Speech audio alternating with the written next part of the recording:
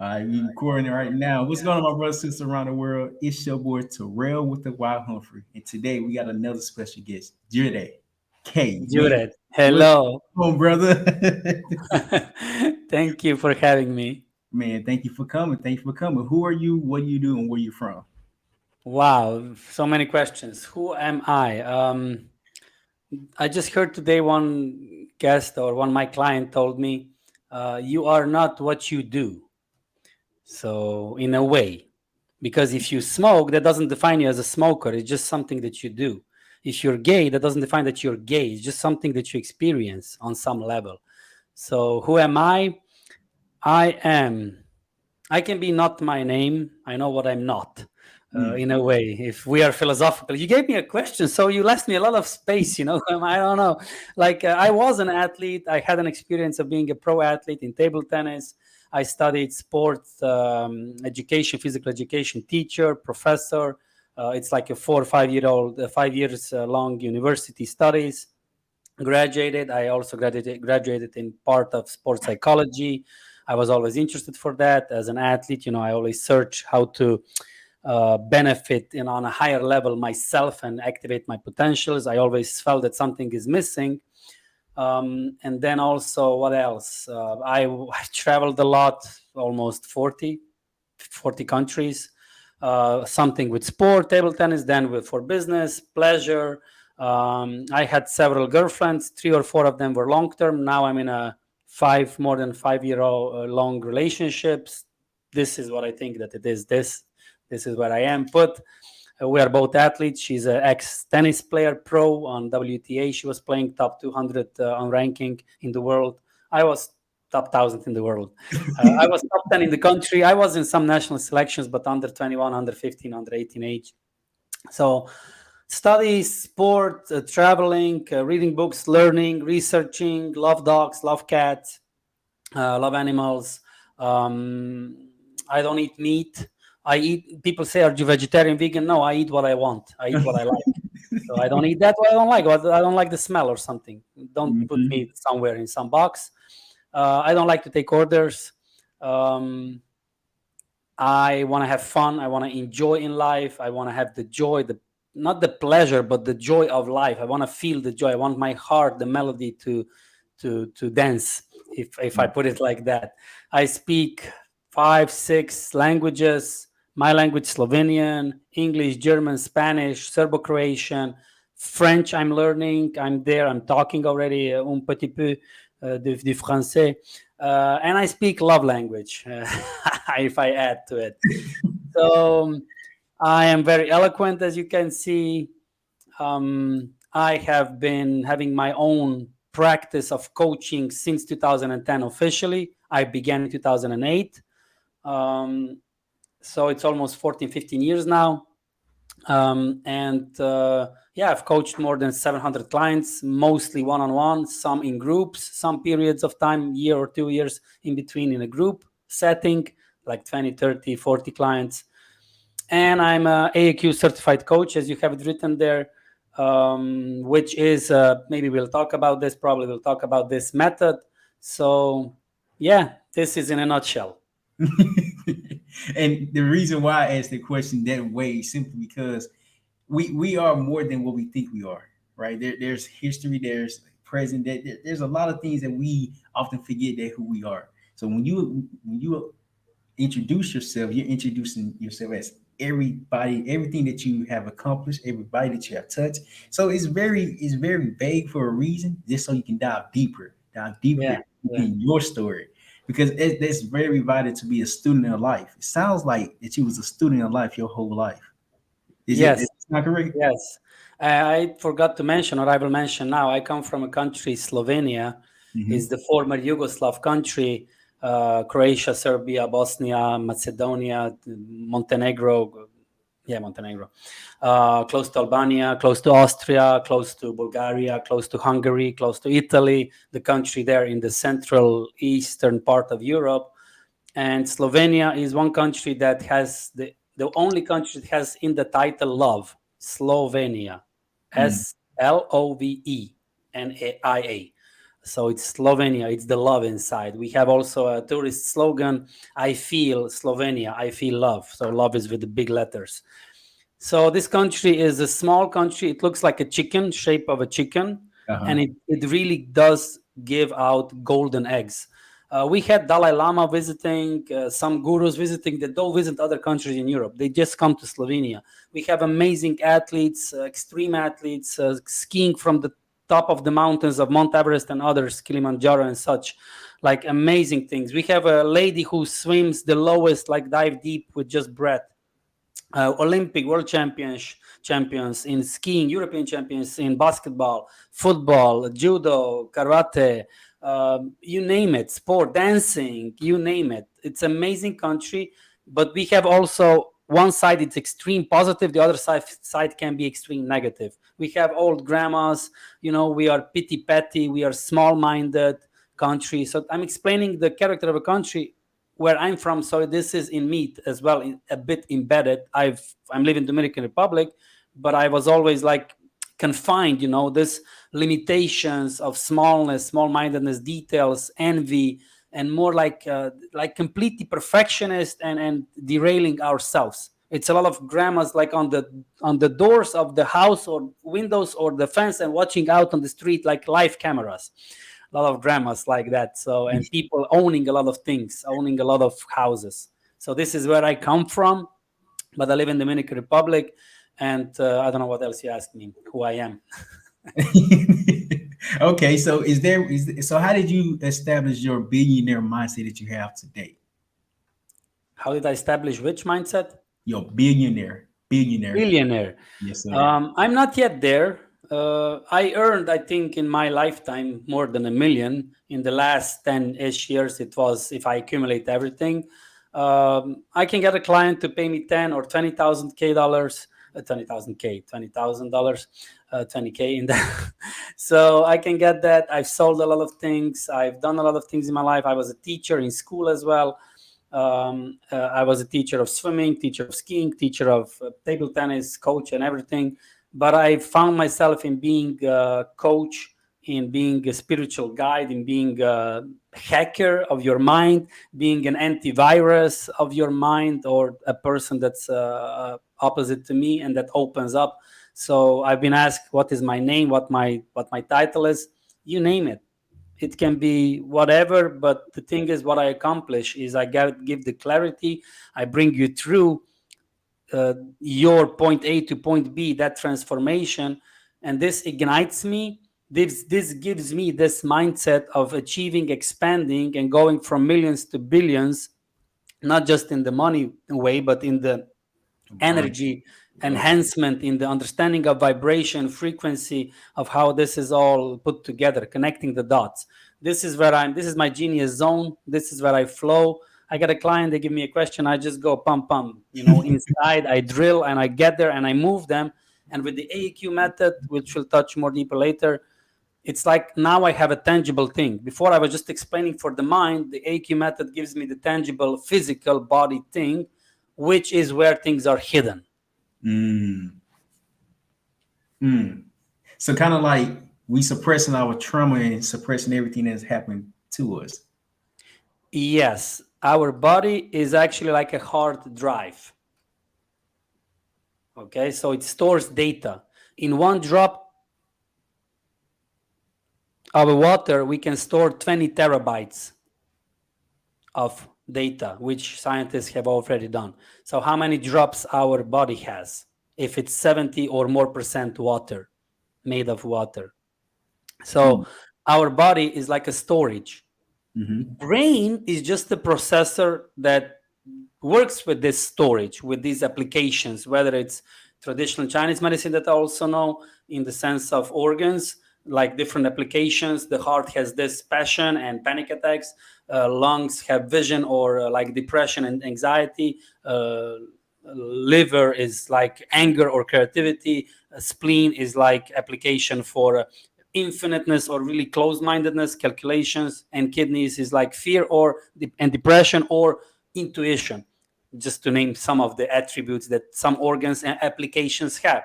And what Mm-hmm. comes from the inside organs, internal organs, into our brain, then the brain decodes. deciphers via nervous system. And then we have muscular, skeletal, nervous, lymphatic system. And then we have the reptilian brain. And it's like the whole system, it's so amazing. And it stores data. When we live, we experience, and when we experience, we store, we get memories. So if your dad or your mom hit you, or they didn't give you food, or they forgot you somewhere, or they told you some things, or they didn't listen to you, it doesn't have to be a big trauma. It doesn't have to be abuse. As a child, we do not have until age of 3 developed subconsciousness, ego. After the age of 3, it starts to develop in a way, subconsciousness and ego and all the other parts of different parts of us. So like your listeners that are like wondering what parts, it's like when you say one part of me wants to do this and the other part is like, I'm referring to these parts. We have different parts. Oh, I want to be with this person, but the other part of me is like, no, like this part is what I'm referring to. We have many parts. We are all in a way schizophrenic, bipolar, tripolar. We just hide it good. Some people don't know how to hide it. In a way, hide it. It's just don't go into details. Yeah, but you know what I mean. So we're all crazy. Some people are, more obviously. Some people are more like have it under management. But depending if it's craziness that it's the negative kind or the positive, the construction or destructive kind. So to go back to the body parts and how it stores data inside, we have fascia. Below the skin, we have fascia. I think it's fascia. It's pronounced like that.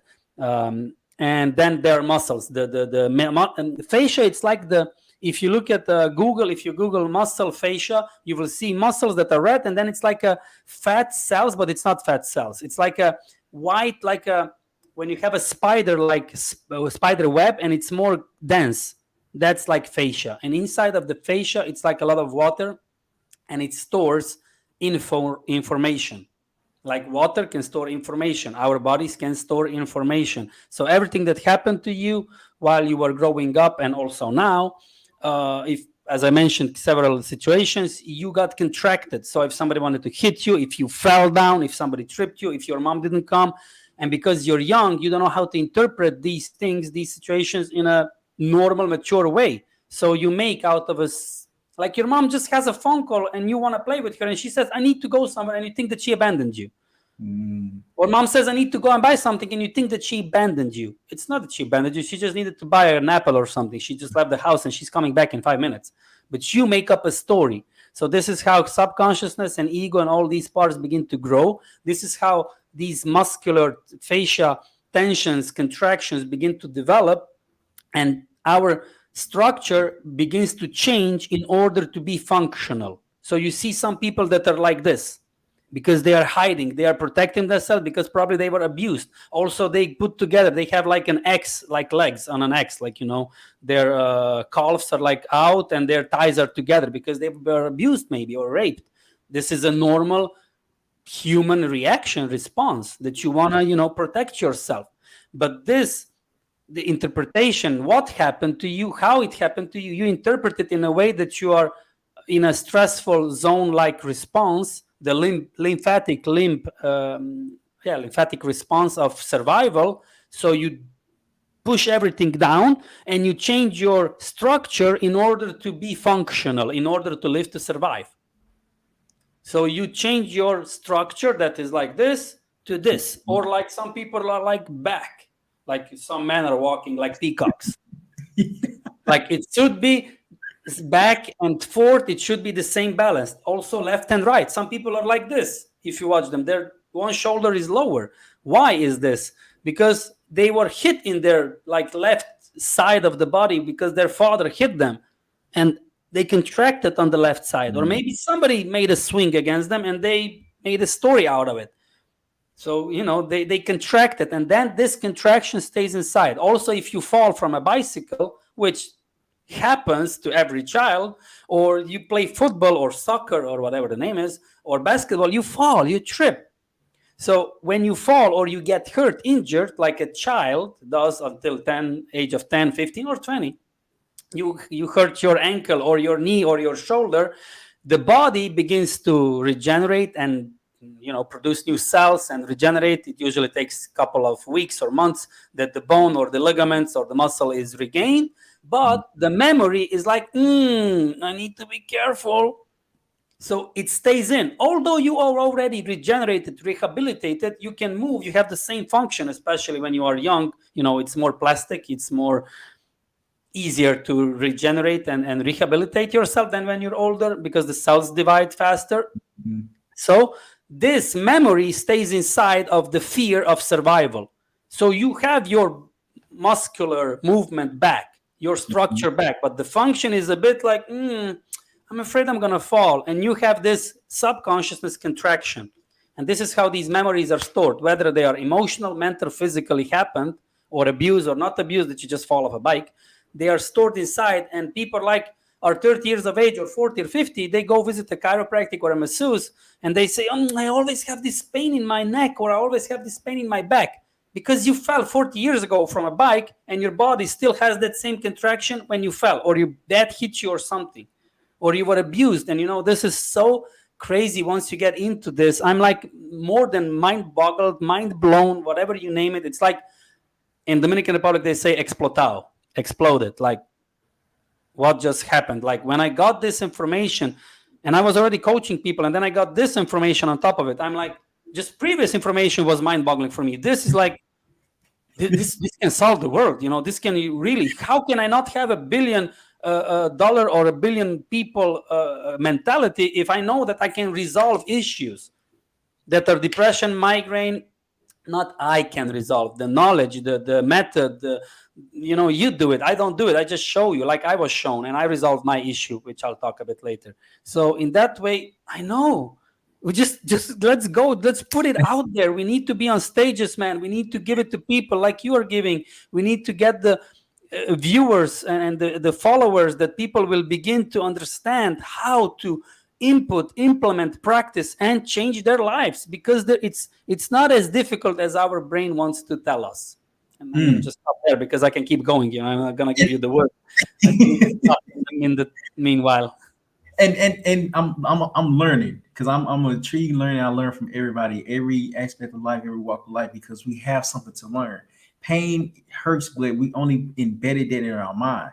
It's hurting because just what we're thinking is happening.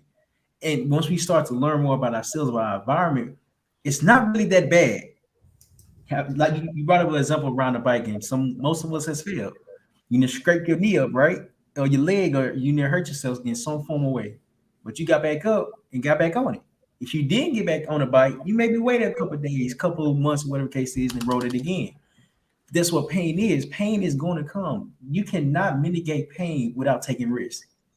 Once you take risks, now you're able to identify, okay, maybe I shouldn't, go so hard right here. Let me deviate the time and then know how to become structured with it.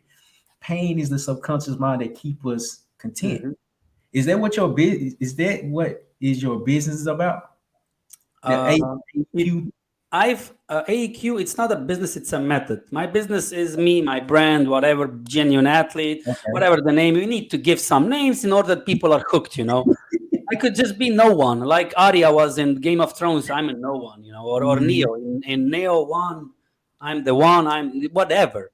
The thing is, we want to live. It doesn't matter if it's me or someone else that gives you the AQ method. Just please begin to live. And I love it when you mention pain. I haven't actually expressed it yet. This is the word, and now you mentioned it, and this is all that there is: physical pain, mental pain, emotional pain. We experience pain on all levels. We are like made of different bodies. We have a physical body, we have a mental body, we have emotional body, then we have the astral body, the oral body, with the spiritual body, the energy body. We have a lot of bodies. Some are tangible, dense. Some are not so tangible, or even not. But some you sense. You approach a person, or even in 100 yards, like you feel that an attack is coming on you, because you feel it in your gut, in your. It says gut, but it's actually your heart, and this whole cavity that heart has 40,000 or more nerves that can feel and sense way faster than the brain can do anything. Brain is anyway just a processor, just a decoder. We live in the heart, so we should get out of our head. And I was always in my head. Wow. So we can touch that later. So we need to We touch can this we and can that. We can touch that one now. Well, once you get done with it, we can No, definitely touch that. let's stay with the pain so that we close the thought and the explanation. The problem with the pain is that nobody wants it. But you are born through pain, you go through a tunnel. A lot of Latin America countries have cesarean births, and people are just cut out of the mom, out of the womb. You need to go through the tunnel because this is some transformation, ritual, initiation of your life. You need to have a struggle to get out of the comfortable womb where you had everything and get out to the world, and then you do the first inhale. If you're just cut out, it's like people that were born with cesarean have more issues in life, physically, mentally, emotionally, because they didn't go to the life through the tunnel. You know which tunnel I mean by that, the cervical tunnel, Of course. the birth, that's natural birth. So all this industry is already from our birth dividing us. Then before birth, even we are, moms have different issues. Maybe they fall, maybe they eat something, maybe they are alcoholics or addicts or something, or some situation rather, or beaten up or abused, or you were made with a rape or something created. So it's like a lot of things that happened since the conception, and everything, it's already embedded since when you were born. So for instance, a mom was 12 years of age, that girl, and something happened, and then she was pregnant, and her girl had the same effect because it's just like traditionally genetically transcribed, the pain from the mom, and it happens in the same year. Or the mom in the 20th week of pregnancy happened something, and that girl or boy has something happened when she's 20 years or 20 weeks or 20 months or something old. It's crazy how this is all connected. So the pain is the issue since before we are conceived and born. Nobody wants pain. We grow through pain. You remember that you cry because your teeth grow. You remember that you cry because your spine grows. You are growing physically first couple of years, like it's 500% or how much we grow as a human species. And let's not go into the past where we had like giants living and big trees. We're not going to go there. I just want to mention that it exists. That world, everything is petrified. A lot of mountains are not mountains. They are old trees that were cut down. So pain. Nobody likes pain. Pharmacy lives upon that. Pepsi, Cola, food, Nestle, all these Blackguard, Vanguard, whatever, BlackRock, all these big companies, social media, Netflix, all the media communication, all thrive on us not wanting pain. And they exploit humanity avoiding pain. We have a lot of pills, a lot of food companies, pharmacy, medicine, everything is exploiting us not wanting pain. And of course, a lot of people that work there are the same because they're still humans, But some above people can exploit that because actually when we confront pain, that's when we grow. But the problem is when you avoid pain, when you diminish, deny, when you neglect, when you restrict, when you restrain, when you resist pain, what happens? We have only one nervous system. And through that nervous system, we don't have two highways. One is for pain, one is for pleasure. We have one nervous system, one, which translates and transmits pain signals or pleasure signals. What do people want? They want only pleasure. The more you block your nervous system from pain, the more you eat pills, whether it's against flu, against COVID, against any pain, against any issue in your body, you already went too far. If it happened that you need to take a pill because you've damaged your body system so far. So you block the nervous system. Of course, the more you block your nervous system, the more you want to feel something. Because you're blocking the thing that you should feel, the pain that you should confront. Either it's physical, mind you, mental or emotional pain. If it comes to physical, you've been a big jackass that you've allowed that it came so far that you have physical issues. I'm talking also about accidents because they don't happen just like that. There is not a coincidence. You were on that place like your mom was. That's hard to listen and hear and realize, but realize, mind you, realize. So reality is that when you block your nervous system to not feel pain, You want to feel something. Of course, you want to feel the other side, Mm-hmm. pleasure. So you search for pleasure. But because you've already blocked a big part of your nervous system, like people are literally living with pain, but they don't feel it. They don't feel it, like whether it's physical, mental, emotional. You suppress it. You didn't know that you were sad until you were crying, until you allowed yourself to cry, to experience something.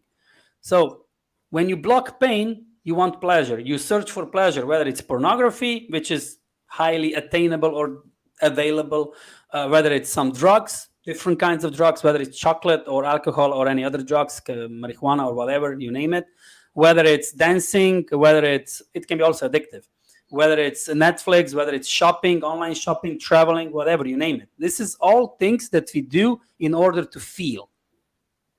But what happens? Because you've already blocked your nervous system, also the thing that could give you so much pleasure, you don't feel it as such. So you want more and more and more. It's connected with the dopamine excretion.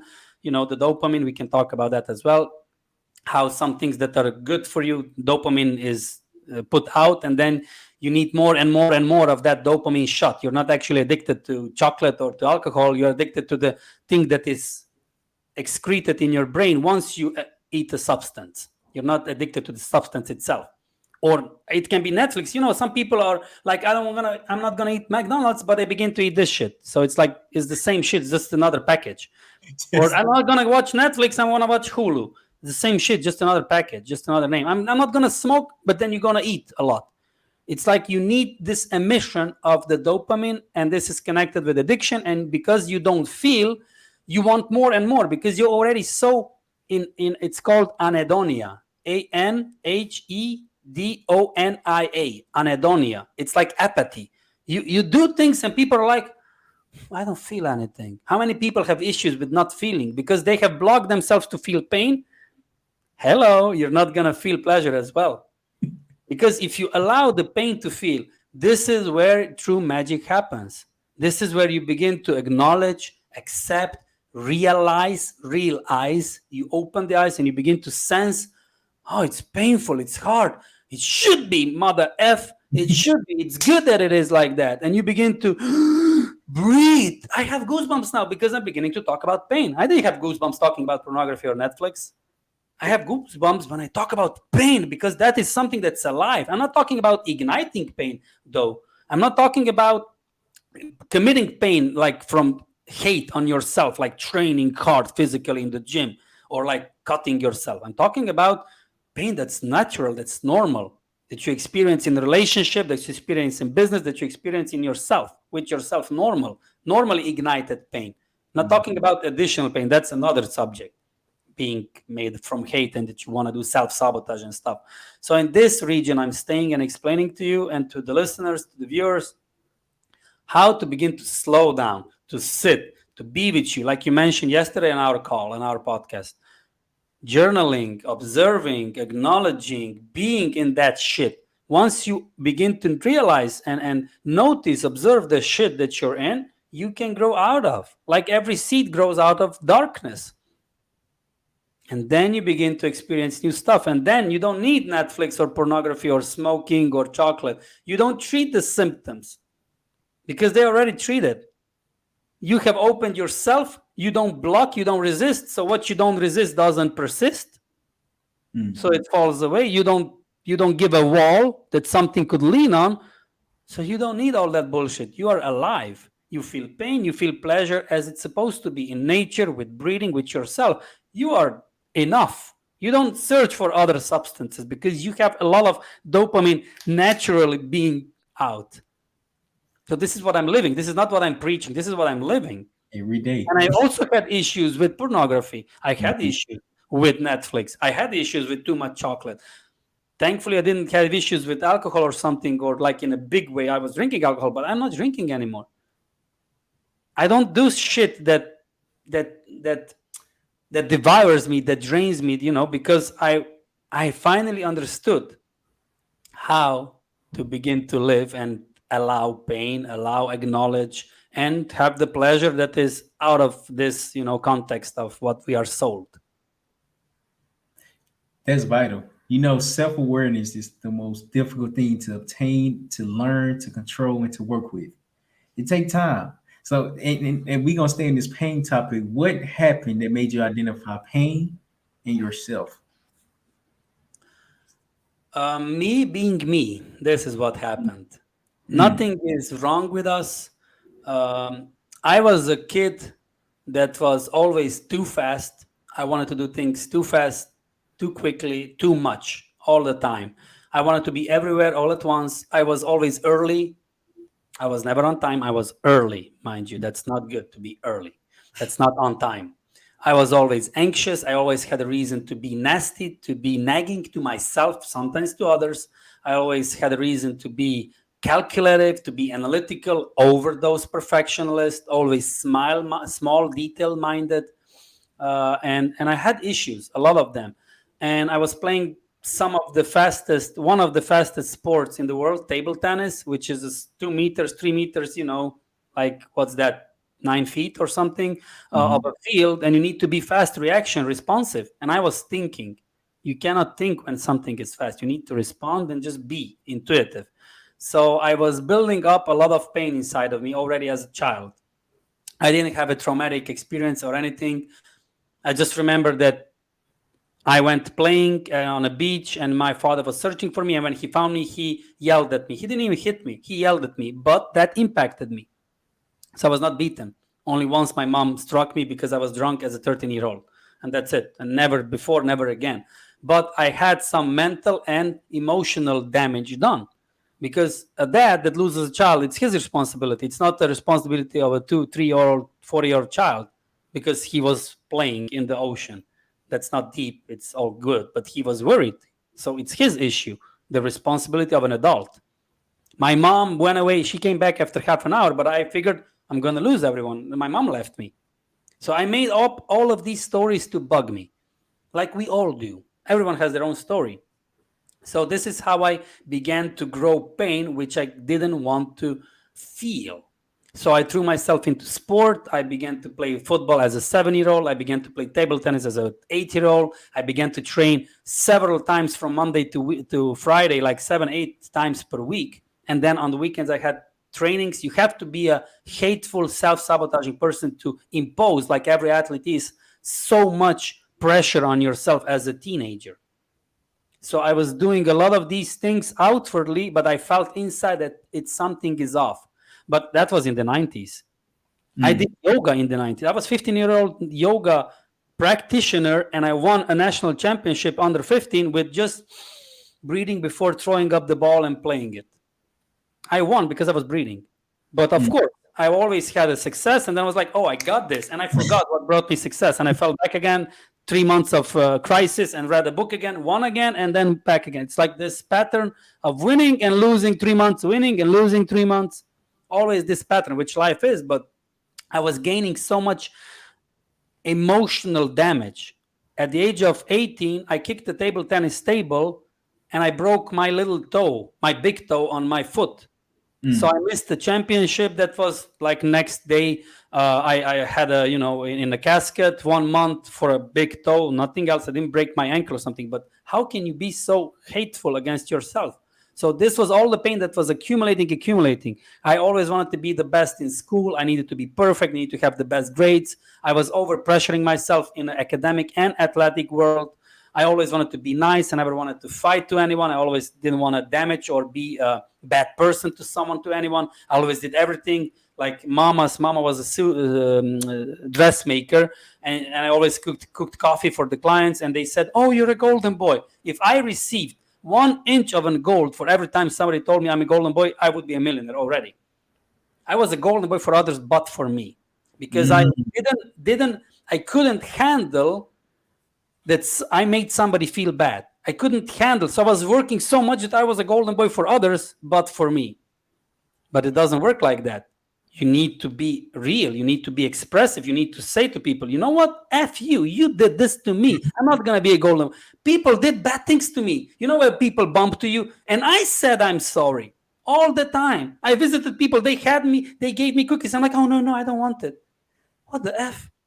So I was accumulating this big pain bottled up energy that of course is then in some parts of the body bottled up because it needs to be expressed. Sometimes you feel something, you want to say something, but because you're emotionally immature, irresponsible, either you just, like I did a lot of times, break out, explode, and just flush it out, filter it out, ventilate it. It's not good.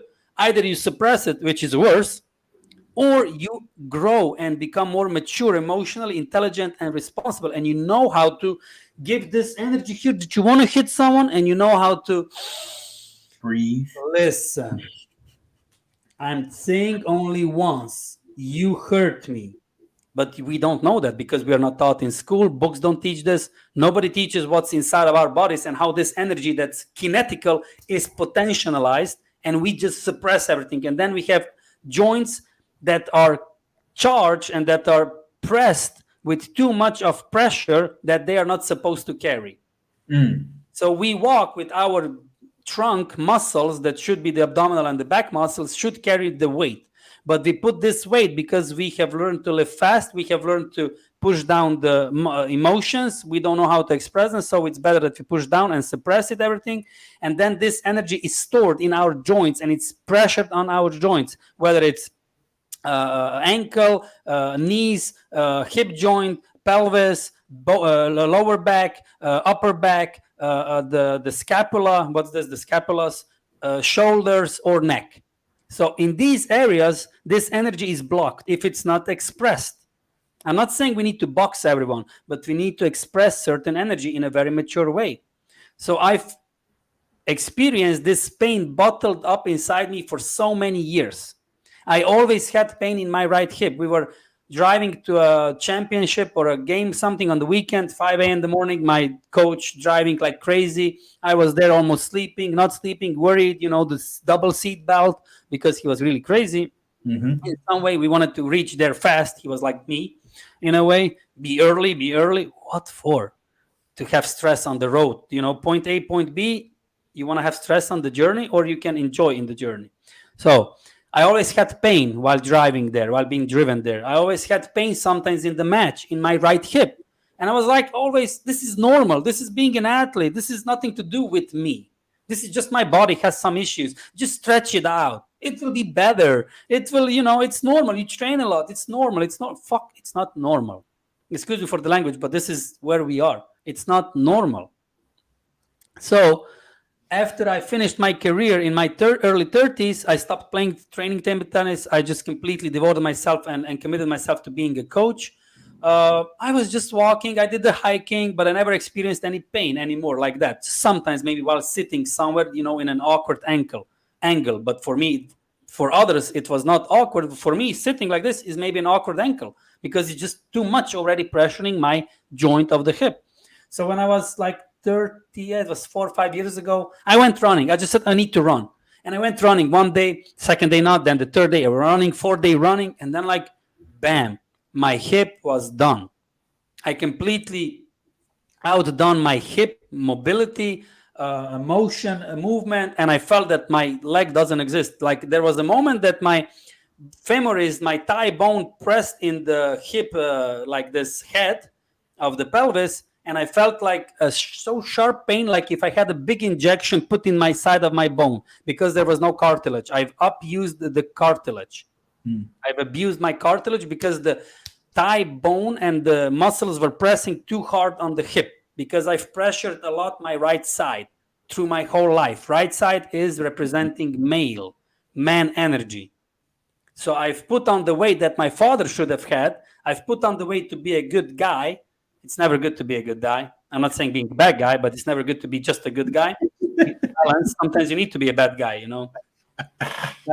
Bad guys. What you gonna do? Like, to be a bad guy. I'm sorry to interrupt you, but it's a movie called Nice Guys Finish Last. So I know. Yes, this is it. I was such a nice people pleaser, and I was putting on myself the weight that others should be carrying.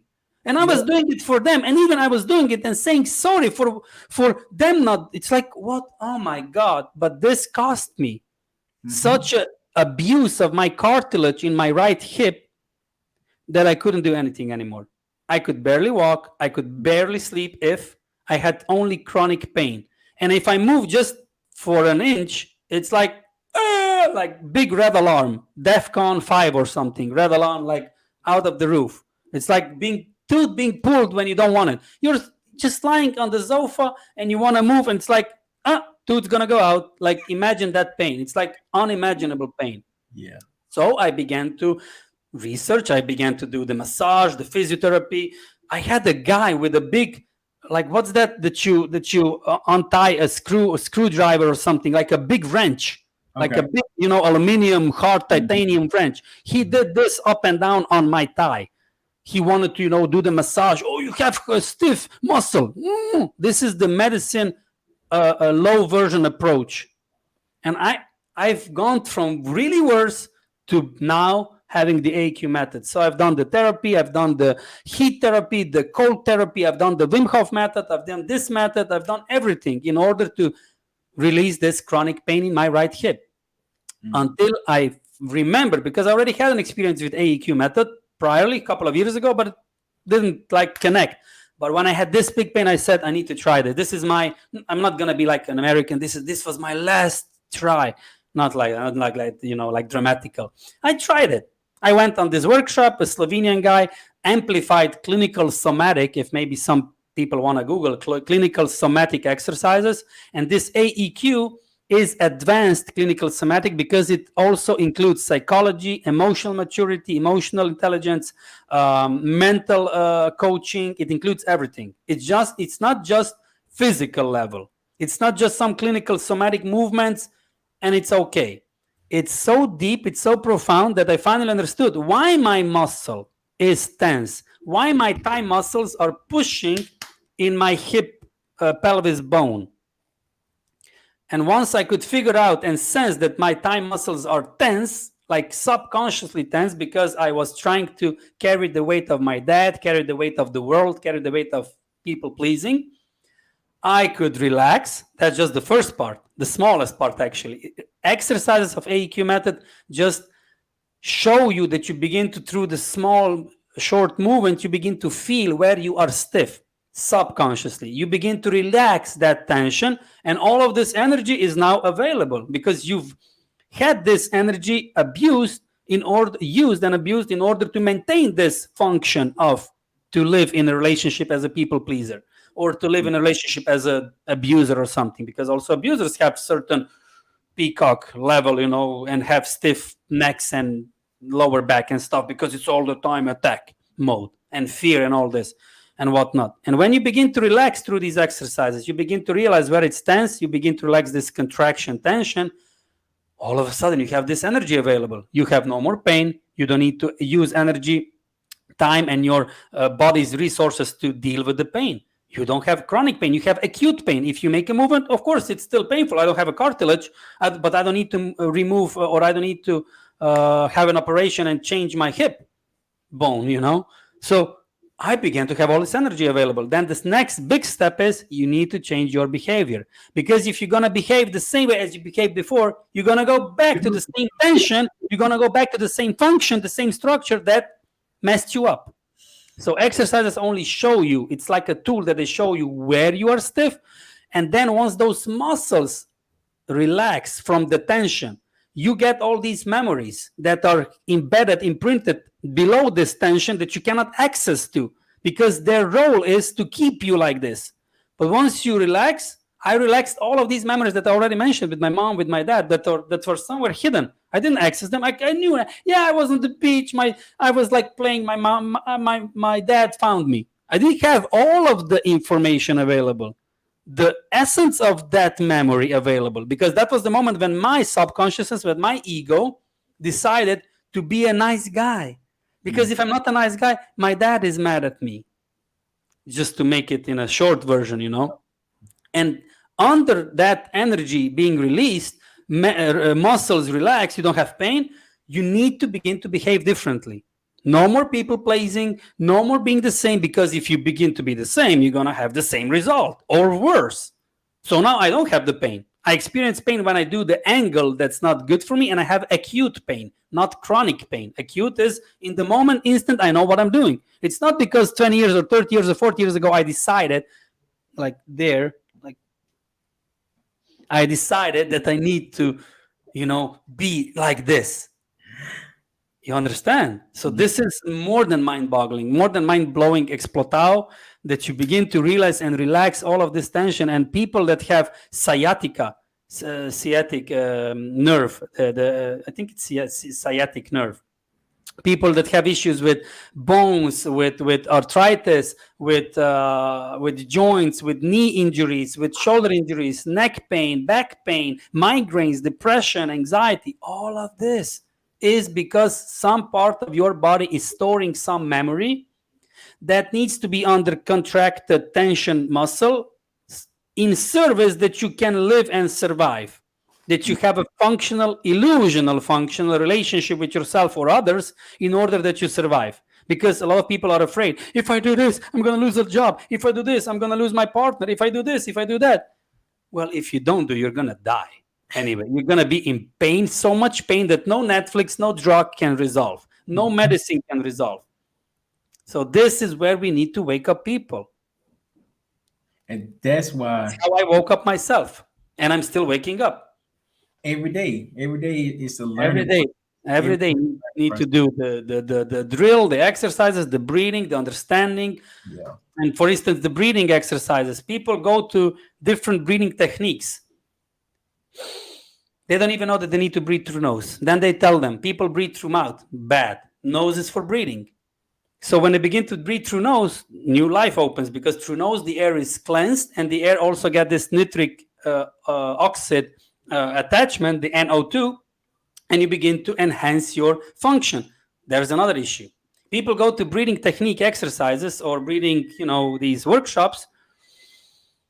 If you do not relax the tension of the muscles that surround your lungs, you can do whatever yoga, breathing shit, and it's not going to help you, because this tension between your ribs muscles, the tension on your chest, the tension on your scapula muscles, your back muscles, the tension on your shoulders, if you do not do the exercises to first have the bigger amplitude, the bigger range of motion, your lungs cannot expand. If you don't know that you can breathe here, that you can breathe back, that you can breathe down, if you don't know how to use your diaphragm, if you don't know how to use your pelvis with breathing, that enables you to move your stomach and everything down, that the diaphragm can go lower, forget about breathing technique.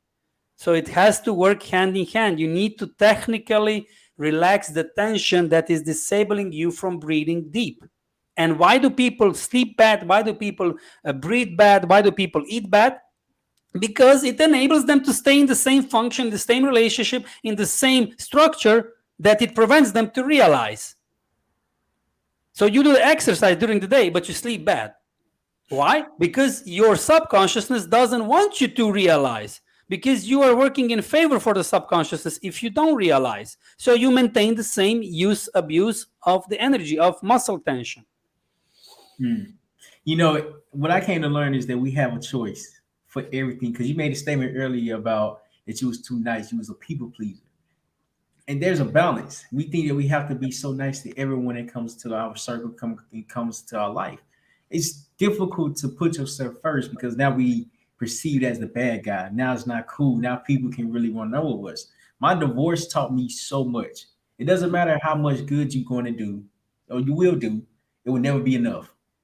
It would never be enough. So I'm like, okay, I start to learn, I start to grow, I start to figure things out. How your energy, you have to protect your energy at all costs, at all costs. But we can't identify that because we don't know what it is. We just think it's a physical meaning behind it. Like, no, it's deeper than this. It is way deeper than just a physical body, than just a flesh. Absolutely not. The way you know yourself, you have to go through pain. When you go through pain, you figure things out that never was spoken about. My dad was not in the picture, but I tried to have a relationship with him because I was watching podcasts, reading books. It was like that the whoever's famous, whoever rich, or whoever's created a better life for themselves, to have a relationship with their dad. So I'm like, let me try. I can't have a relationship with my dad no more. Long story, I cannot have a relationship with my dad simply because he's the type of person that live in the past. He don't want to grow. So with him having that negative energy, it's gonna bring my energy down Absolutely not. At all costs, I have to protect what's in my body, in my inner peace, my circle. If you're not bringing value, just like I'm bringing value to you, there's no need for us to talk. And that is okay. I don't have to explain why I'm not speaking with you no more. I don't have to explain why we no longer can commingle together. That is absolutely okay. When I finally accepted that me and my ex-wife was getting a divorce, it took me a long time to figure out why things was going the way that they were going. It was difficult for me to do that because I'm thinking I was a good guy. I'm thinking I've done everything right. I tried to make her happy. I tried to do everything that I knew what to do. Mind you, my dad wasn't in the picture. I was raised by a single mom, but it just, what do you know best? I thought that was best. I finally accepted it a couple of days ago, and I sent her a text message. When I sent her a text message, I just said I accept everything that I've done wrong. I didn't say you done this because of this, because of this. No, absolutely not. Whatever role I played it. And she responded, but it was her response that said, "I really don't want to explain. I don't want no explanation." I said, "No worries. Thank you for responding. You do not have to explain. You don't explain for it so we can argue." No, absolutely not. There's a point in time when you have to realize more about yourself and what you're willing to handle. I'm not willing to handle that. I am not willing to handle that. Why? Because I understand what will come behind that. Hurt people, but good people. I'm sorry, but hurt people hurt good people. I think I just twisted that up, but I understand. Yeah. it's just the level of understanding. Okay, where are you today? Have you accepted, realized, learned, walked, experienced everything that you've been through? Your trauma, your past, what has hurt you, what has put you in a bad situation. Have you done that today? A lot of people don't know how to, which means they're not comfortable with themselves. They're not comfortable with learning, not comfortable with finding the answer for themselves, which is absolutely okay. Nonetheless, it's a balance. It is a balance. It is a balance. Are you proud of the person that you are today? More and more, and getting into alignment and in tunement with myself. And you mentioned some things now that in the AAQ we call it the blindness or Mm, the sensor motor amnesia, or anesthesia or denial, because people want to live away from the reality because it's comfortable, but only for a short period of time. In a long term time period, you will lose for mm, sure. So all these pleasure seekings, they are good for now, but you pay the price. The body pays the price, your life pays the price, and people don't want to be aware of that because of course it's painful. People don't want pain. So that's why people prefer living in blindness and living in relationships that are not beneficial, because it's the way they are wired, it's the way they are, triggered, it's the way they are put in the same subject, in the same pattern, that they can, I know what I know and I don't want to know what I don't know. But that is where the growth and prosperity and abundance and new life lives. Like you have behind you, failure is knowledge. People don't want to fail. I come from a small country where I was not allowed to fail, because if you fail in a small country, you're done either way. You mm. need to have, if you write it the first time, if you compete, perform the first time, it needs to be better and perfect. Otherwise, forget about it. Because you're in a small country, you don't make the cut. In a big country, you're lost in the, the gray area. It's nobody sees you. But I made a fart in my side of the country, and 200 kilometers in the 250 kilometers the width of the country, they've noticed that I made a fart. It's so small. It's like a village. Mm. So all this can impact you, and you become so blind to the reality. You begin to live in an illusional world, like you were living, I was living. I Yeah. was also living in a relationship. I was also doing some hateful things against me, like I already mentioned, and spiteful things against me and others, because I didn't want to see, because that's painful when you begin to realize the real truth, Mm. the real reality. So you prefer the illusion. You prefer to, have the tension. Like my mom is like a true example. She was like a dressmaker her whole life, 40 years doing dresses, and always in this position, like dressed like. And now she has abused, like, no cartilage, no discs between her vertebrae on in the neck. So she has amazing big pain. And I tell her, relax your muscles. We can do the exercise in your neck muscles and your shoulder muscles. That has nothing to do with it. I'm relaxed. Mom, you're stiff like a rock. I touched you. You're stiff all the time. But people prefer, and we go so down. This year was so revealing for me. I've always said to my clients, it's better that you hit the rock bottom, or when you know that you're going to the rock bottom, that will wake you up. Hell no. This year I've changed my preaching. This year I've realized myself, because I always wanted myself as well. Like, I saw some successful stories of people that had cancer, survived, or people that had accidents, and then they thrived, and then they wrote a book. And I'm like, I'm waiting what's going to be my, big negative impact that's going to wake me up. I'm waiting how I'm going to hurt myself, or where I'm going to have the accident to finally begin to live in abundance and realize. I'm waiting. And I had some clients ask me, I know something bad needs to happen that I'm going to realize. I'm like, yeah, but no, this year, after doing all the stuff, after doing all the exercise, after doing all the inner work, we still could be so much better, but I did some part of it. I acknowledge that. I realized if it's like that people need to go through the mental, financial turmoil, that they go down to the relationship, emotional turmoil crisis, that they fall down to the physical crisis of being completely ill or in an accident, that they wake up, we would be living in a very thriving world. You know why? Imagine how many hospitals we have. A lot, like infinite amount of hospitals already in USA and all over the world. How many sick people we have, whether it's this sickness, this accident, that injury, this stuff. How many percentage-wise of these people do really wake up? How many people, how many athletes or Marines that have a big issue, or that have a big PSD or whatever, PSD or whatever it's called, the disorder, and the, what the stuff is. How many of them write a book and they have a video, they have a movie about it, or documentary? 0.00001 maybe. If you look at all the people that are sick, if you look at all the people that are divorced, if you look at all the people that live in a shit relationship, that something bad is happening to them, and that is the, like, a source origin where they wake up. Are you following? Not a lot, like small percentage, if any percentage, of people wake up when they hit rock bottom. So rock bottom is not a good motivator.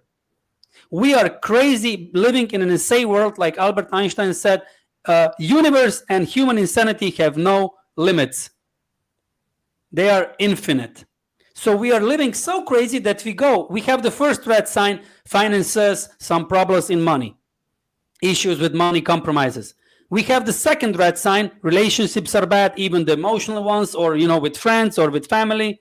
We have the last resort, physical red signs, our diseases, illnesses, injuries, accidents, you name it.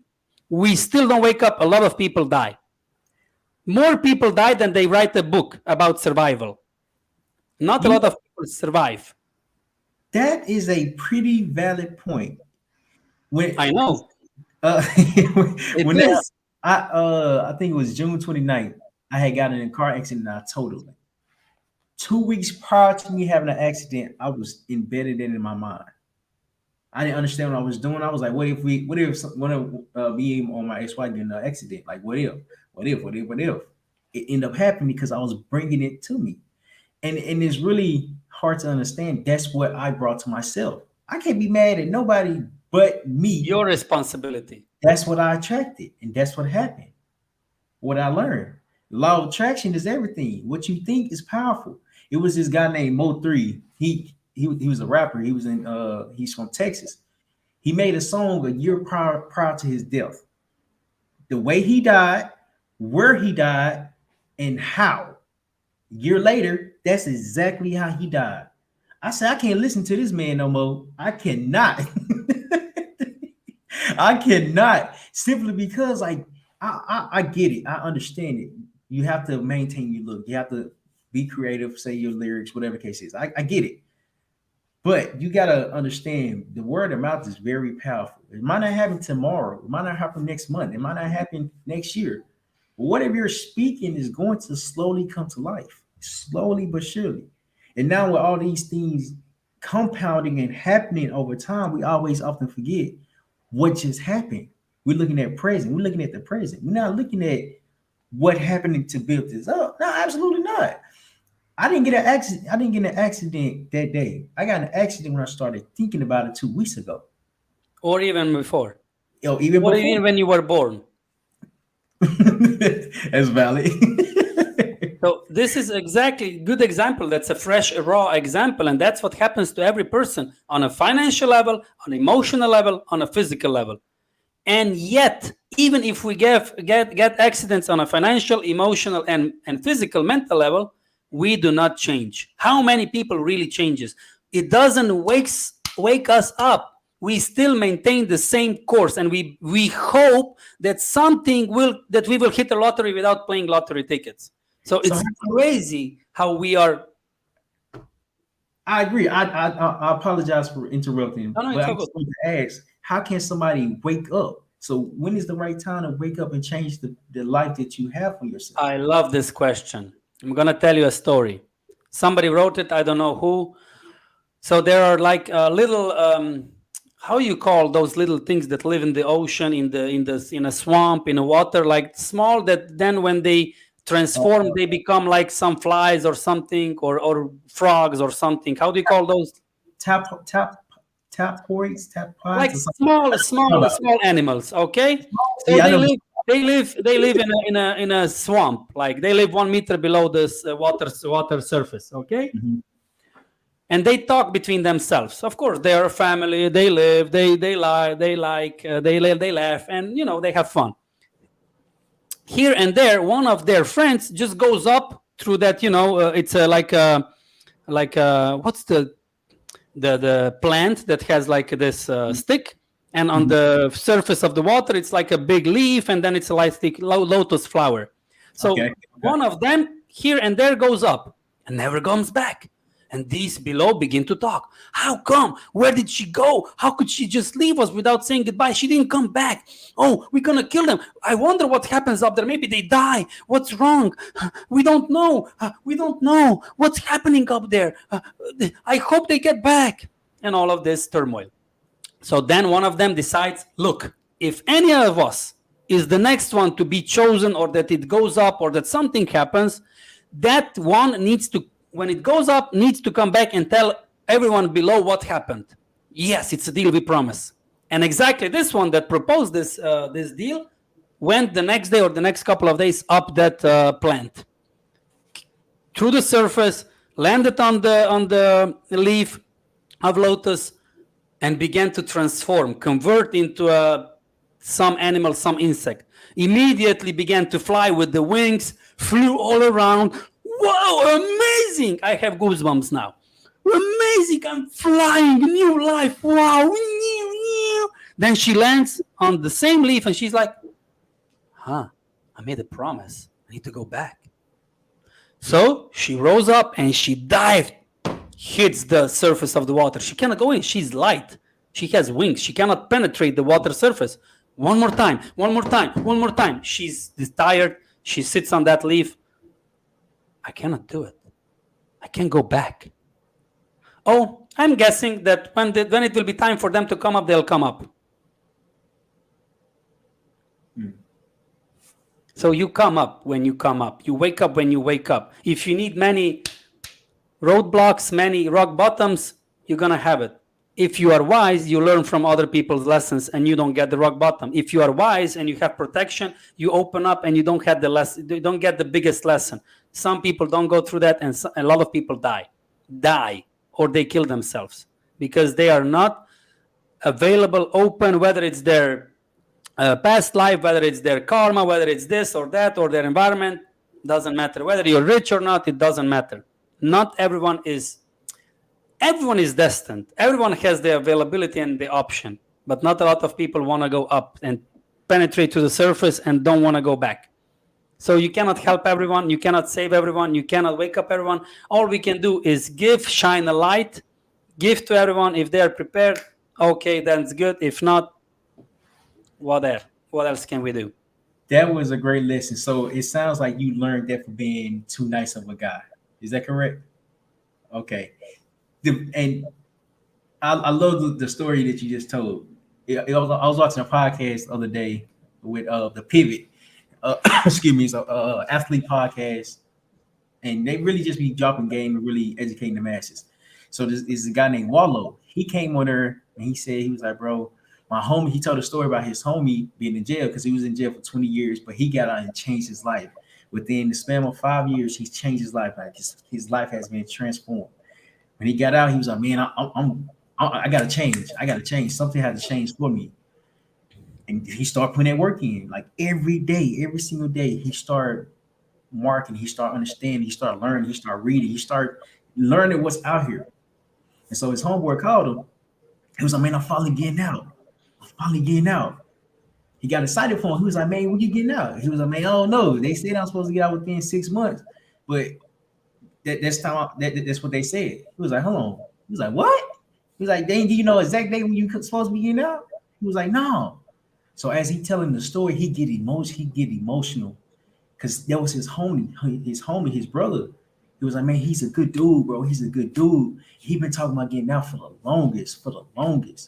But it just really hurt me because I know a lot of people can't come to the top. A lot of people can't come where I'm at because they're not ready. And when he said that, it really dawned on me, really hit me because being at the top, it is lonely because you want to help any and everybody see what you just saw. But it's hard to do something like that when a lot of people don't understand that they can do it as well. When a lot of people have self limitations, when a lot of people just are not ready. So I think I was speaking with you. So as we're going to the top is here waiting for everybody to come, but the bottom is there because there's a time for everything. Whenever you get tired of doing the same thing that you're doing, that's when life gonna hit you. Be like, oh, I need to figure something out. And as you was telling that story, I understand the 1% now. I understand the 1% because it takes so much to change your paradigm and how you're living out and what you want to achieve. I understand that the 1% out of tons of people. Why is it that we're so deviated from everybody? I'm like, you explaining this story shows that we have a calling and we walking along this calling, but everybody can't come while we walking. We still walking, we still moving, we still growing. But whenever it's your time, I'm always gonna be here. Always gonna be here. And that lesson just really taught me that we have to keep doing what we're doing in order to keep prevailing, keep growing, and to becoming the best version of ourselves. When people see that, they be like, "Oh man, I see you doing what you're doing," but they don't believe they can do what I can do too. So now, what does this create? Some type of envy, some type of jealousy behavior for no reason. So I'm like, it's mind-boggling. It's definitely mind-boggling. Mhm. So I've gained a lot with this AQ method and the Alex Ernst, the innovator, the creator of this method, how he connected the dots. Mm-hmm. I'm still on the first level. He's the fifth, so I'm still gonna have a long way to go and to understand everything. But what it gave me and is giving me, I've been working with clients since 2008 and up to 2020 and 2021. Mm-hmm. So like good 12, 13 years, I've been having success with myself and with clients. But once I added this AEQ method, it's something so tangible. It looks like in a metaphor. Before I was playing tennis with them, Mm-hmm. like swinging the racket in a metaphor, in a coaching, conversation and doing their changes, but we weren't having the ball. We were just swinging and like thinking that we're playing. We had some intellectual insights, some physical changes as well, but it was all like premature. Once I got this method and now how I'm getting it and going deeper into it, I'm going to go on the second level in a couple of months. There's the goal. And doing this, it's like flipping the coin, and now I have the ball, and we play tennis with my clients because we do the exercise. It's not just that I talk, they lay down, I guide them without touching, They do the exercise and they get the physical, tangible experience. And then these muscles are relaxed. And then it's a long-term change. It's not just a mind-term, a short-term change of some insight that I talk about. You experience this. You feel how you can have the range of motion bigger, longer, wider, you expand, and it's set put. You change the paradigm, you change your realm, because you go out of some cocoon structure, function like behavior physically. And then you need the explanation and guidance that you go also in your relationships and in your environment, that you change your behavior. And then it's like pam pam pam, one on the other, and then you have a brick of a completely different house. Wow. Are you married? No, you said you in a I'm 5-year not married, relationship. I'm in a relationship. We are Okay. not married because we don't see eye to eye, not in between each other. Both of us, we don't see eye to eye with the marriage term or the concept in a way. We are a couple, we are more than happy, we are successful, we are thriving, we want to develop. At the moment, we still don't have kids. They are still in my storage warehouse between my legs. So they're gonna be, dividends are gonna grow once we like physically more.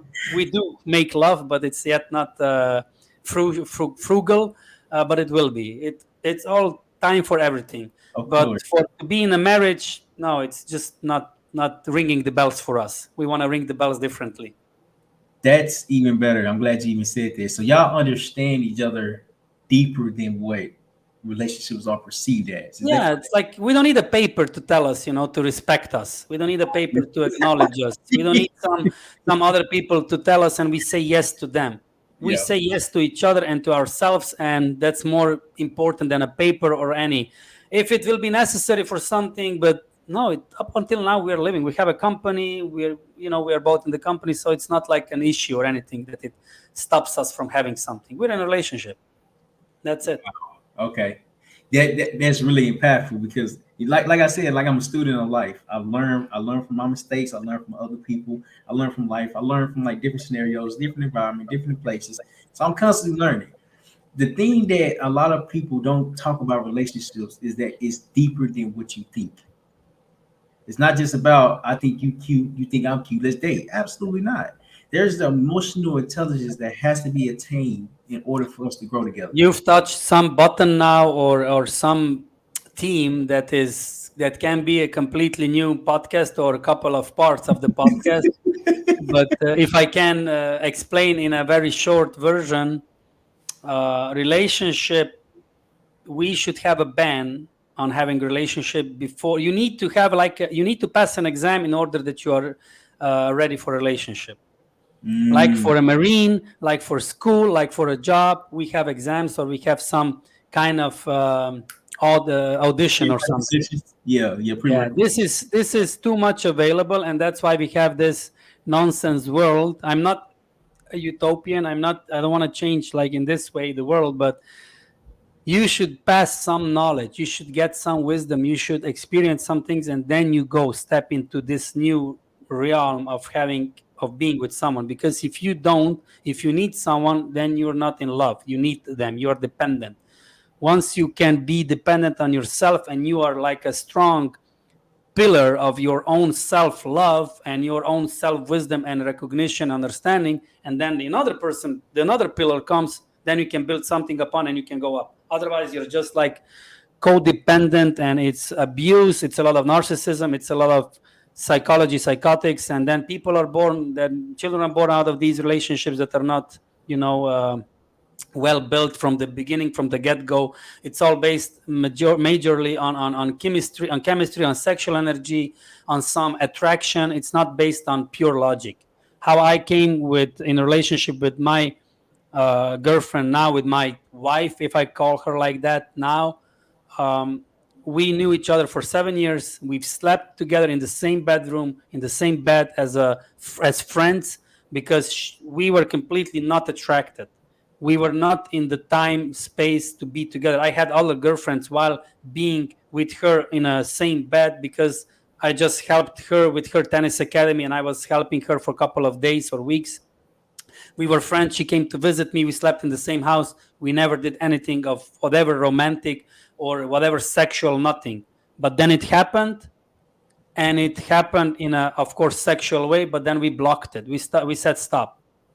Let's think about this. Let's be logical. Let's be technical. Let's realign. Let's see if we are compatible in the horoscope or astrology way, in numerology way, in Jyotish way, in yogatic way, in whatever way. Let's check all the dots and let's see if we are compatible before we continue, because we like each other P and P.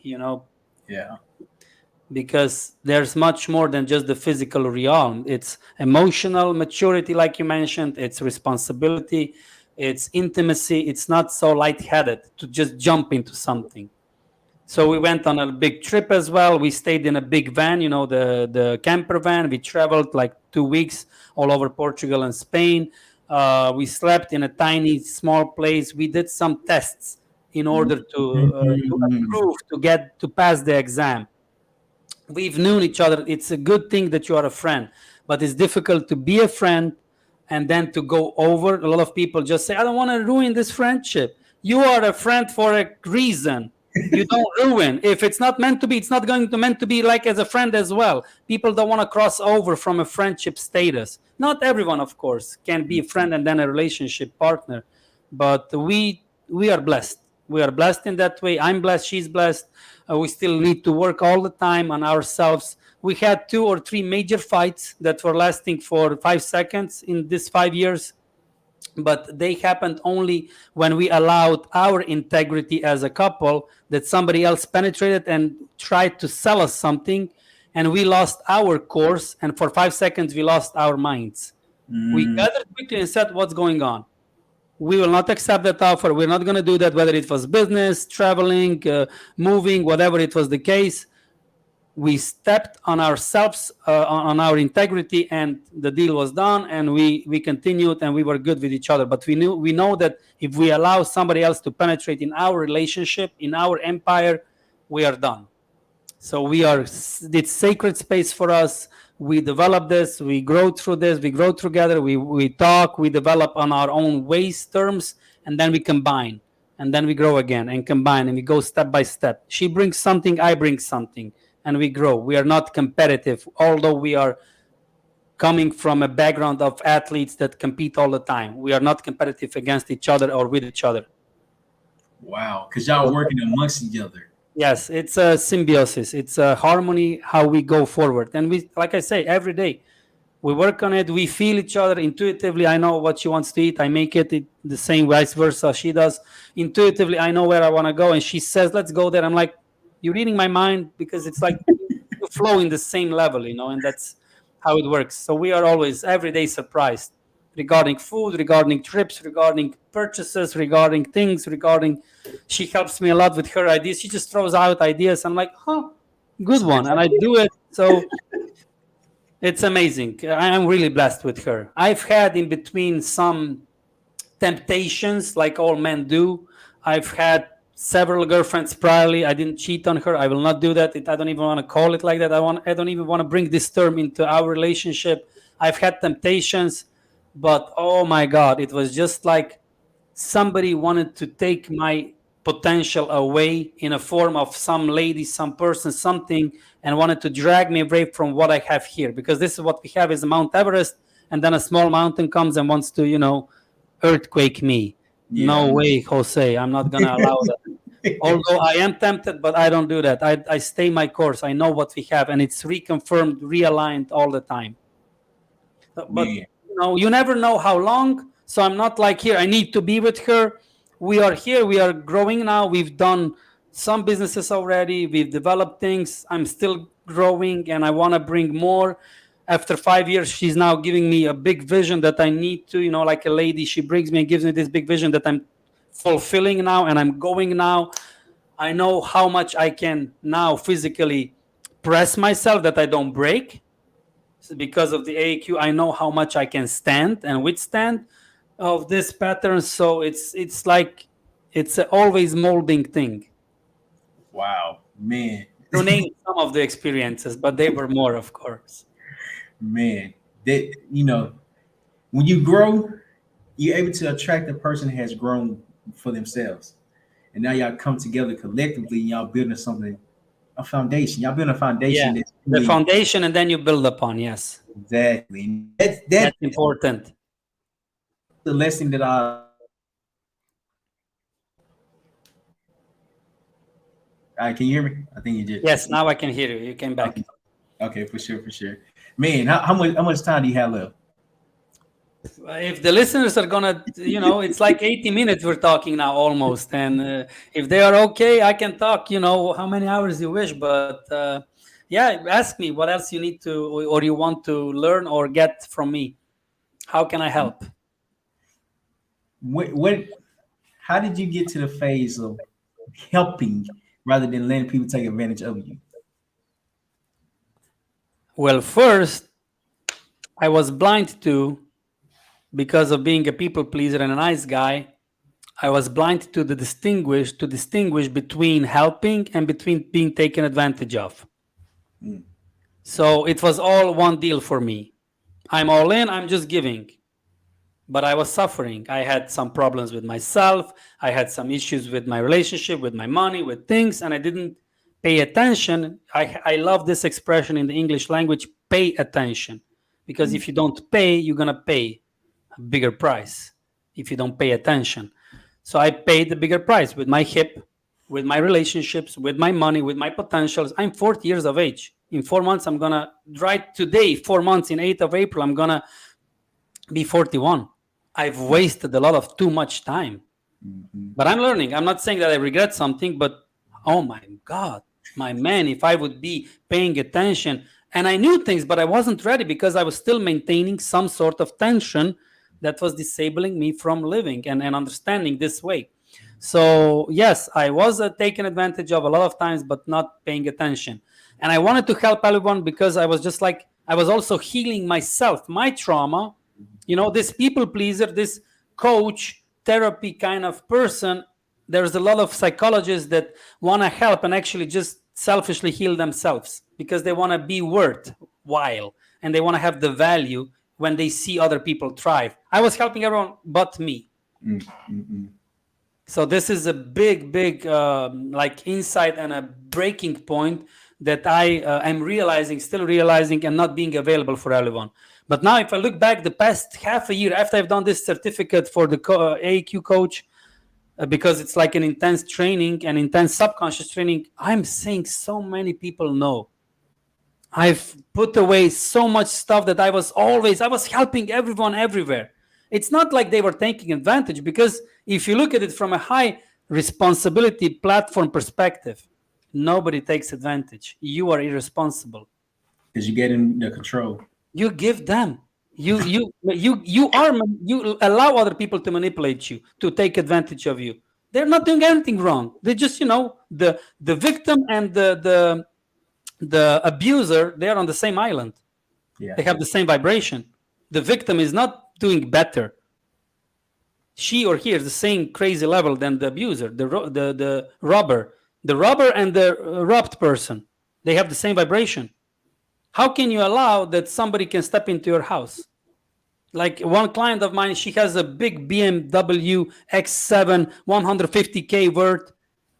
A guy that has a car that's not even $500 worth, that's 500, had an accident with her. So she's vibrating the same level, even though she has the BMW, but she's vibrating the same level of $500 worth vehicle. So in this way, when I began to be more responsible for me, I just said no. I'm not gonna discuss with people that they've abused me, that I was a victim, or that I'm playing this victim story all the time. Sometimes with my girlfriend, with my wife, and she says to me, "You're being a victim." I'm like, "No," and I'm like, "Okay." Right. You see through me. Oh, it hurts. But then when you realize, like, oh my God, I can be responsible. So just said no to one of my favorite people. I said, no, I'm not going to do that anymore. I don't have time anymore, because I don't. I need to say no to myself. Otherwise, I'm going to be abused by myself. So Mm, once you become more responsible, once you raise the awareness, open the consciousness, expand the consciousness, In a way to put it very simple, small version of explanation, our subconsciousness is all the Amazon warehouses that exist. And our consciousness is like a small retail shop that sells some products of these warehouses. I'm not talking about the online shop. I'm Hmm. talking about the physical shop. So if all these Amazon warehouses are not illuminated, they have just a little light, you you can order in this shop and it's going to bring you what it's going to bring you from the darkness, because we are 95% guided by our subconsciousness. Science and everyone else confirm this. Living people confirm this. So if you don't shine a light on your subconsciousness, you don't become more conscious about your subconsciousness, it's going to screw you over. And you need to give a name to your subconsciousness, because this is like the trait that psychologists use, that you personify your subconsciousness. I'm not talking about the alter ego. I'm not talking about the nickname. I'm talking about the part of you that it's 95% of you. It's like all of the Amazon warehouses all around the world, and your consciousness is one shop. How can you compete with that? You cannot. Subconsciousness has access to all of your memories, all of your traumas, all of your situations, all of your itches and bitches. Sorry for that word. All of your triggers, everything has access. The subconsciousness. It's like an AI inside of you. And consciously, you read something. If you don't acknowledge subconsciousness, if you don't allow the subconscious to the table, if you don't grow the subconsciousness as well, how do you grow? You shine a light on the subconsciousness. You go into the darkness. You do the shadow work. You do the inner work. You confront yourself. You confront your fears. So if you do that, who can abuse you? Who can take advantage of you? Who can manipulate you? If you yourself are doing the work, you are shining the light. You bring the light on your parts that are manipulating you. So you don't allow, people will just go away. This has been done. This is the law of attraction. This is the law of everything. Raising up the elevating, amplifying your subconsciousness consciously, because Wow. people just grow consciously, but their subconsciousness stays the same. So they're like, I've been training, but I still lost the game. I've been reading, but I still failed the exam. Your subconsciousness still thinks and feels that you are a fuck up. That you're so sorry for the language. That you're like, that you're the loser. That you're not good enough. If you don't elevate the subconsciousness, it's going to always screw you over and over again. You can go into a new marriage if you didn't realize things, if you didn't shine a light consciously on your subconsciousness, you're going to get screwed again. And she's going to be the one or something or Yeah. whatever. You're not gonna be able to take accountability for what you've done because you don't know how to accept it. Maturity, accountability, integrity, respect, responsibility, amazing, important core values that need to be implied in every human being. Imagine having school that teaches this. Children, imagine, but the problem is if you teach children and parents stay the same, children are different in school, they go back to home and they need to be contracted again because their parents didn't change. So we need to change the adults. Children will change consequently. Children are anyway a mirror of adults. So if we adults change, they will change and they will give a new generation. It's 'Cause time. Now is the time. now is the time because it's the level of exposure. That's what it is. And man, Jure, this has been phenomenal. So I only have one segment, and it's called Best for Last. And I asked 4 questions, the last part of the Okay, conversation. I'm So, ready. so the first question is, how do you keep your composure? What's composure? Like your sanity, your how do you keep your mind level? Distinguishing that insane is insane, crazy is crazy, sane is sane. Having light shed upon the sanity. If I know that something is crazy, that something is blind, that something is damaging, I don't, sell myself the story. I've done doing the selling myself the bullshit stories, my own or the others. This is this, this is this. It's plain and simple. This is the composure. Then you don't need some things, you don't need to work anymore because you are clear. The clarity. I'm also a clarity coach. That I want to give that clarity because that's what makes us, yeah, I want to have that mental, physical, emotional orgasm. Not talking about the sexual one. Of course. Wow. Okay. What do you regret? Nothing. Nothing. That's powerful right there. What are you grateful for? Everything. The bad stuff, the worst stuff, everything. Because this made me, and I just need to begin to connect the dots more and more, get more clear, illuminate more of my Amazon shit, Juro, my Juro, the name of my subconsciousness, and just become more amplified and become more expanded. That's it. Why? What regret? What to not be grateful for? This is let's go. Wow. Okay. And last question: what does failure is knowledge mean to you? What? What does failure is knowledge mean to you? What does failure is knowledge mean to you? It's just differently put. Whatever all these channels and all these coaches and gurus and teachers and whatnot are saying, it's just different words. We need to endure pain, confront. Pain is knowledge. Wisdom is knowledge. Knowledge is wisdom. Failure, errors, trial and error. Living is knowledge. It's like you can put everything into that. Once you get it, you just get it and you go with it. And there's nothing to debate about it. You understand, and I can explain to you the wisdom of life on an ice cream. I can explain to you the wisdom of life on your haircut. I can explain to wisdom of your life on your shoe. It's like you speak one language, you speak all languages. Wow. Okay. So that's failure is knowledge for me. Okay. So how can people find you? How can they get in touch with you? How can they contact you? Um, on my Instagram, genuine.athlete, genuine.athlete. On my link tree, you can just write in Google link tree and then genuine.athlete, and you'll get my link on Google. And there I have all of the links to my podcast, to my free archetype that I give, free numerology reading. That's amazing. I can give it to you actually, like in 2 minutes now, so that people can get the essence of it. Yeah, Okay. so through Linktree, Google Linktree, genuine.athlete. That's the most simplest way. Man, this And I has. have, so let me know just a second.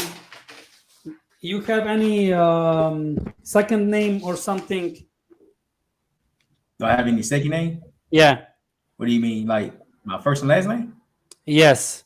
Oh, it's You have Terrell. just Errol Humphrey, nothing else. No Oh, second name. I have a middle name. What's Yes. the middle name? Yeah. Cornelius. Cornelius. Cornelius. It's like this. Yes, sir. Okay, and when are you born? March the 4th, 1999. 4th March, 1999. Mm-hmm. You're so young. Oh my God. Your Man. birthday is April what day? 8th of April, 82. Oh my Okay. God, man, I could be your dad. My God. So it's, how much is 27 plus 8? 35, right? 27 plus 8, yes, 35. Okay, just give me a second. I need to convert your letters of the name and middle name into numbers. So TE 4, 11, 13, 14, 17. Is it? 3, 4, 6, 8, 13, 14. 13 plus 4 is 17, yes. Humphrey. 11, 15, 23, 28, 30, 35, 36. I like it. And Cornelius. 12, 22, 25, 26, 32, 35. Oh my God, this 35 is bugging you. This has derailed your life. 8, 9, 7, 16 plus 9 is 25. Yes. Mhm. Okay, and here we have 6. Okay. You see? 4, 7, 30. What? It's 4, 7, 8, 6. Yes, this is like the double digit you put in a one digit. So out of all these numbers, I can decode 2 cycles. One is the negative vicious cycle, one is the positive potential cycle. Which music you hate? That you change the channel. You don't want to listen to a genre, artist, song, music. Probably. I listen to some hip hop, but I only listen to R&B old school. R&B. Okay. Okay. And which music you adore? You just put on volume high and that you love the song, genre, artist. The old school R&B. That's the one that I love. I really don't listen to nothing else besides old school. You listen to old school R&B. That's it. Okay. Yeah. What you don't listen, that you like, hate, that you despise, that you do not want to listen, that you change the channel, or Well, artist, or music, or song. some hip hop songs. You say that hip hop songs. Which song specifically? Which you don't? Um, Maybe the one that you mentioned. Make Mo3. I Mo Mo3. Mo3. Okay, good. Just it's not a tricky question. It's just to give it an example. So okay, let's do it fast. I don't want to say lunatic, but crazy thinker. Then we have, this is spleen. Then we have, what do we have next?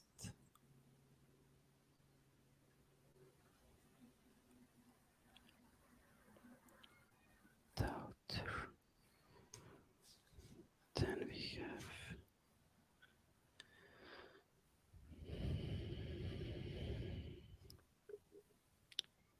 frustrated.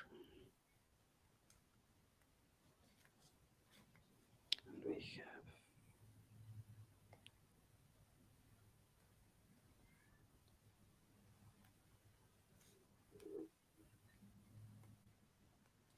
okay. And just give me one more minute.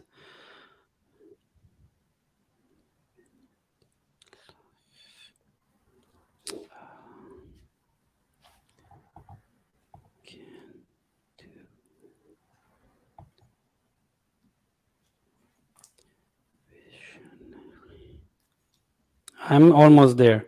Okay, no worries.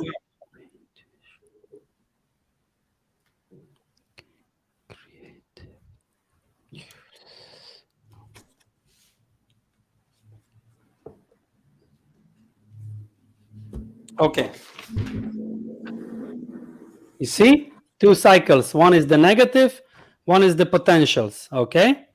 So the negative, it means that you have a fist closed. It's the vicious cycle where you are draining yourself of the energy. If you have a fist closed, you open, it's white. There's no blood, no oxygen, no energy, no food. So you're a crazy thinker. You're a lunatic. You always overthink, overanalyze everything. You have 888. You are always in the head scenarios. That's why it was mind-wrecking for you yesterday, because you want to have control. You want to have the last word on everything. And if you don't have control, you go like, no, I need to. Everything is scripted. Everything is scenario. The doubter, arrogant. You doubt a lot and you are arrogant by it. That's like, I'm talking about your hidden things, maybe not like outside, but you know if that's correct. Then you have insecurity and fear. Insecurity, it's connected with the doubting. It's like insecure. You always need something. That's the number 4, that you're born on the 4th of March. You always need something in order to, to feel safe. Like physical thing, maybe a house, a car, something material that will ground you. And fear, you have 777, it's kidneys. It's a lot of fear, a lot of will I make it? How will I make it? What if not? What if yes? All this. And then the last thing, you're frustrated. So this is your crazy vicious cycle where you think first, then you're arrogant because you will do it. You have the last word. Then you're all in fear and insecurity. And then you're like frustrated that it didn't happen. Like you're losing energy there. Then the positive thing is you have infinite love. You are completely dedicated because you have the worst possible combination. I have a double like you have double, but I have it different ways. But you have a double 35 number, which is 358. 3 is emotional, 5 wants to fly, wants to go, 3 is emotional, wants to stay, 5 wants to travel, and 8 is passive thinking. There is one thinking allowed, the one that brings you into positive action, that you go immediately into action. Not the thinking, if I go out, should I take an umbrella or not? What if it rains? What if it doesn't? What will happen? All the time. So I'm talking now to a number 8. I'm a number 8 and you're a number 8. I've sort of got out of it already. You're a number 8 and I'm talking to a fish that I'm saying, get out of the tank. There's air. What air? I only know water. It's like not thinking is not possible for you. It's like so embedded and you need to think all the time. It's now only how to refrain perspective. You can do anything. You can literally do anything. You have the best combination in Humphrey. It's 39. Let me just count again. 8, 13, 21, 25. Yes, 36. It's 9. 36. 3, 6, 9. The best combination. 35, 3, 5, 8. The worst. 3, 6, 9. The best. You have it all. You can do anything. You're a visionary. You have high intuition. You have creative juices flowing. So now, how can you get from point negative to point positive, from your vicious cycle where you drain yourself from the energy to get energy? That you get energy. You get in this way that you metaphorically connect. So when you feel that you are uptight, that you're thinking, that you are arrogant, that you're insecure, fear, and frustrated, it's like listening to MO3. What do you do when you hear that music? You cut the board, you change the station. You don't want to listen because you want to listen to old R&B. And all R&B is infinite love, because infinite love is not thinking all the time. It's acting, it's doing, it's being. Can't do anything is not doubting, it's not arrogant. You resolve things, you go and you have that attack speed. Visionary intuition does have no insecurity and fear, because you have intuition and vision. What's going to happen? You can predict, you can anticipate the future. You dream of things, you can vision, you visualize your accident, which actually should you train yourself to see a vision image and like, I need to be careful. Okay, I'm gonna drive slower. You can take it what is in the future and change your destiny if you are trained. You have creative juices because who's creative is not frustrated. You have creative juices to resolve things. You're frustrated because you want this, you're here, and you don't know how to resolve. But you can't do anything. So why be frustrated? As I see, at the moment, you're 40% losing your energy. So it's like 40% of the day, month, a week, month, year, you're losing energy. So the rest of the 60%, 2/3 of your time, you need to work double, triple to get back what you've wasted. So stop wasting. Stop listening to MO3. Mo3. Change the station to old R&B now. Be infinite love. Be anything. Do anything. Visionary, intuition, and creative juices now. And then you'll be 30, 70, 20, 80, 10, 90, 1, 99. You'll still be this, but you'll manage this shit. It's not going to drain you. This is what I do in 5 minutes. I know exactly your problems. You have 3-5-8 combination, you have 4-8 combination, you have 7-6 combination. That's completely off, not good. You need to be careful. It doesn't matter when you're born once you understand. If you don't understand, this bugs you. Makes sense. So this is what everyone is available to get from me. In 5-10 minutes, I arrange this, I do this. I just demonstrated it. I can see, I don't know you, but I see exactly inside of you. I know what's going on in your head. I know what you're thinking, your thoughts. I can know that if you allow, if you give me permission. If you don't, then I don't touch. Wow. You're welcome. I appreciate it. I appreciate it. Wow. And with this, you can also see who you're compatible with. You don't choose a wife that you're not compatible with. Or you know how to be compatible. If you know this, if you can decode. Because it will be the same thing. Or close to it, right? Yeah, because you understand yourself, and if you understand yourself, you understand other people. You don't go into shit once you've dealt with your own shit. And you don't drain yourself. So you don't find other people who's also draining themselves. Because same goes with the same.